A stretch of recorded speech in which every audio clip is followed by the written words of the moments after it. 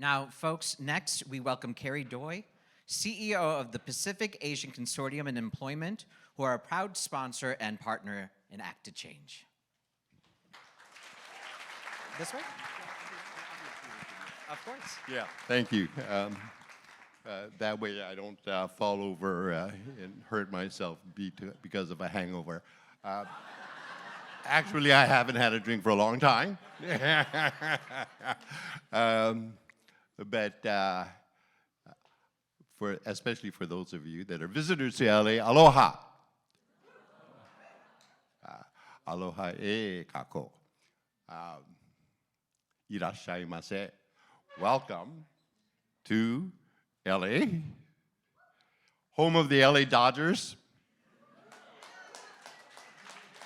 who will soon have the most legendary baseball player in America's game named Shohei Ohtani. Yeah. You know, I would be remiss if I did not offer my most humble thanks to the greatest champion that we have in America today for AA and HPIs. And there cannot be a better leader in Congress as chair of the Congressional Asian Pacific American Caucus, CAPAC, Congresswoman Judy Chu. Right? Thank you so much. Right. I am the most proud guy to be able to say that I am a longtime friend of the Congresswoman and have been admiring her work for so long. Many of you are too young to remember apartheid, right? Which was a very racist policy in South Africa. Congresswoman Chu was the first person to introduce that issue to me. You know, that was many years ago. It had nothing to do with AA and HPIs, but it had everything to do with racism. Right? And Congresswoman Chu was walking the streets of LA telling people about apartheid. Right? And so her passion goes way back and continues to this day. So once again, thank you so much for everything that you do. Right?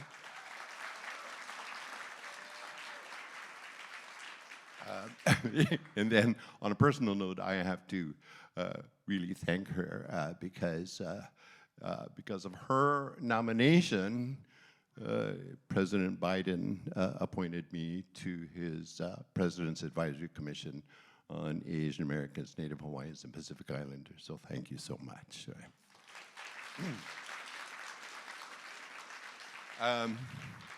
According to the Urban Institute, PACE is the largest Pan-Asian community development organization in the country, serving over 40,000 people a year.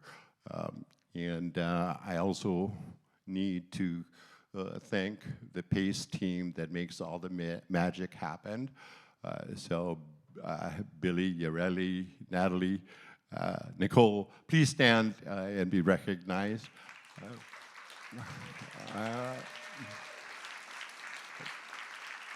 And so throughout the day, if you have any questions on how we do things, they're the ones that actually do the work. I'm just the pretty face on the wall, and I appreciate that. It's because of California State's initiative on Stop the Hate that we are able to be the proud sponsor of today's event. And so I cannot go without recognizing the Stop the Hate initiative.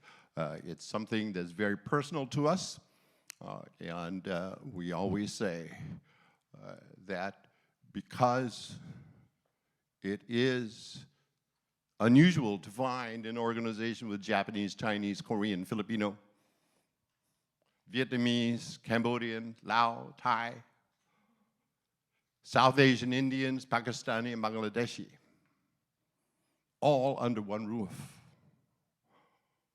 And we serve as many Latinos as we do Asians, and we serve as many African Americans as we do Latinos. That we say that we combat racism through service, right? We have all of those under one roof, and we're really proud of that. Right? Why do we do that? Well, you know, I was thinking on the plane on the way home from DC last night. It's like, how did a poor kid born on a plantation get an appointment by the President of the United States and attend this ceremony in the Rose Garden of the White House? Right? Just a poor, uneducated kid. But then I thought about, you know, what a journey it's been. Part of that journey includes my parents making the bold move to leave their friends and family from Hawaii to come to LA looking for a better opportunity and live life outside of the plantation. Unfortunately, landed in a neighborhood where I was the only Asian kid in class and would constantly hear, "Slant-eyed Jap, go back where you came from." Not just once or twice, but time and time again. Part of that journey included demonstrating and protesting on the college campuses like we have today. Right. Demonstrating and protesting against what was called a racist war in Vietnam. And when the commanding general of all of the Allied forces was asked why he would drop more bombs in this tiny country of Vietnam than in all of World War II, he said, because Asians don't value life the way we do. And that's why it was called a racist war. Part of that journey was learning about American concentration camps. How they took American citizens just based on being of Japanese ancestry and putting them behind barbed wires in the middle of the desert.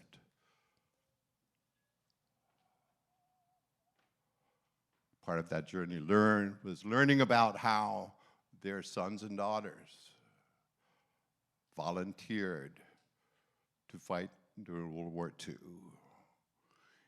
And the all-Japanese 442nd Regimental Combat Team and the 100th Battalion and the MIS became the most decorated military unit in American history.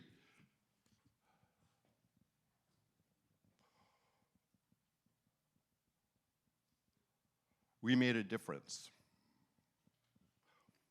We made a difference because we joined with other forces in fighting against an unjust war, and we're part of the movement that ended the war. And that's where you come in. You are the difference makers. You are the change makers.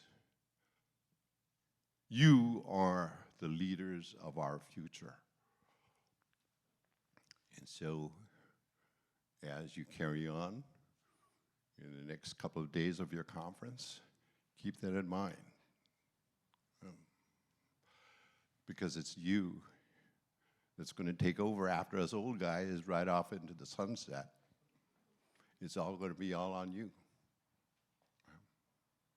And as you take your journey through life,